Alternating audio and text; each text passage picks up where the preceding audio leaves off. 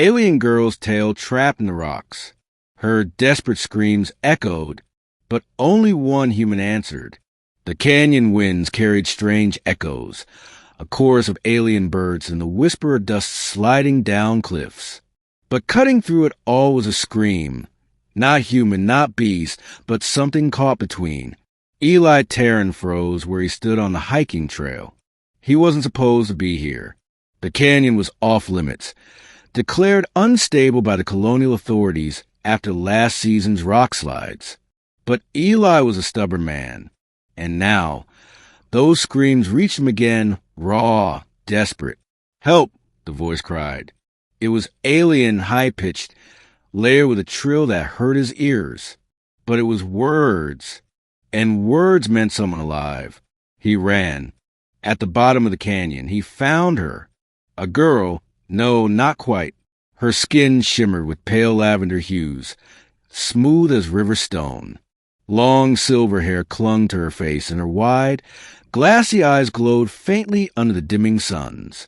She was pinned, her tail, thick and reptilian, scaled in iridescent blues, was wedged beneath a massive slab of fallen rock. Her claws scraped at the stone until they bled. Her screams were hoarse now, each one a mixture of terror and agony. When Eli slid down the last slope, gravel scattering, her gaze locked on him with disbelief. "You came," she rasped, voice breaking. "You heard me." He dropped to his knees beside her, hands brushing the rock. "I'll get you out." "No, humans don't help us." She shook her head weakly, tears forming. "They call us beasts. You'll leave me." Eli's jaw tightened. "Not me." He shoved his shoulder against the slab, teeth gritted. The rock didn't budge.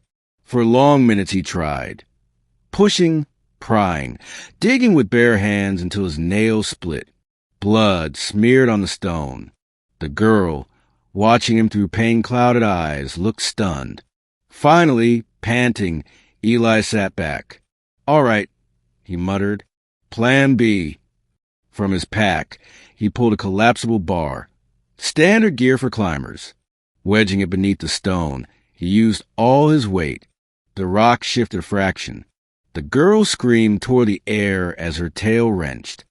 "Hold still," Eli urged. Sweat streaked down his face. "Almost got it." The rock shifted again, then rolled just enough. The tail slipped free with a sickening sound. Scales scraped raw. She collapsed forward, gasping, clutching her tail. Eli dropped the bar, heart hammering. He knelt by her. "You're free. It's over." Her eyes glistened, alien but achingly human in that moment. "Why?" she whispered. "Why would you save me?"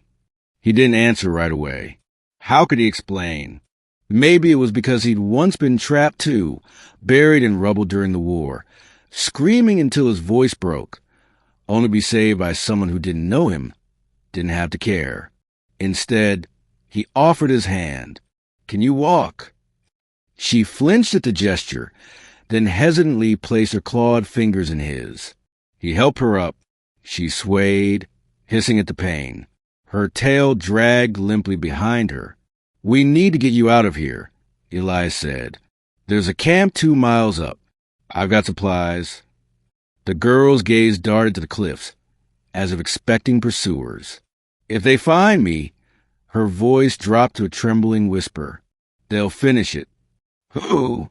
"My own kind." As they climbed, slowly, painfully, she spoke in fragments. Her people lived hidden in the canyons, outcasts after human settlers claimed the valleys. She'd been exploring when the rock slide came. When she screamed, others heard, but turned away. To them, she was weak. Weakness was to be abandoned. "So you screamed anyway," Eli murmured. "I screamed because I didn't want to die alone." Her voice cracked. "And only you came." At his camp, Eli cleaned her wounds as best he could. The tail was badly bruised, bleeding in places. She winced but didn't resist. Her people must never have shown kindness, he realized, because every gentle touch startled her. You should rest, he said. She stared at him, pupils wide in the firelight. Why do you care? Eli sighed, leaning back on his heels. Because someone cared enough to save me once. I owe it forward. Her lips parted, as if she'd never considered such a thing.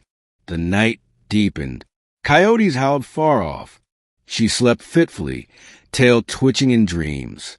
Eli kept watch, rifle across his knees, though he wasn't sure if he was protecting her from predators or from whatever she feared might come. And come they did. Near dawn, shadows appeared at the canyon rim. Figures, tall, scaled, carrying jagged weapons that shimmered like obsidian. More of her kind. The girl woke with a start, terror flashing in her eyes. They've come for me. Eli stood, rifle raised. Then they'll have to get through me. Her hand caught his arm, trembling. They'll kill you. Maybe, he said, but I don't abandon people. Not ever. The figures descended, circling the camp. Their leader hissed in their strange tongue, eyes locking on the wounded girl.